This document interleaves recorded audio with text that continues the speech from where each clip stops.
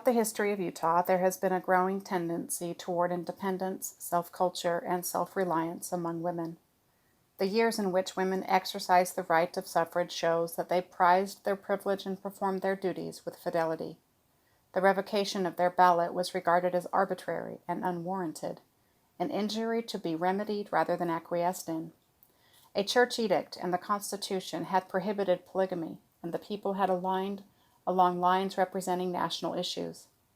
There was such a fixed sentiment in favor of women's suffrage that both Republicans and Democratic parties put it unequivocally in their platforms. Notwithstanding this, the organized opposition of the liquor interest was the nucleus around which various forms of antagonism gathered, so that it was necessary to present the cause before the convention with zeal and ability. Still, there was a minority of 2 members of the committee who reported against adopting women's suffrage on the ground that by the vote of women, the sphere of church influence would be greatly augmented.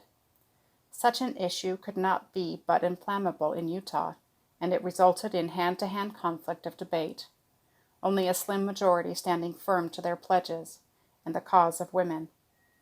But when it was seen that the measure was bound to carry, the opposition crumbled away, so that at the last the convention was practically unanimous for women's suffrage.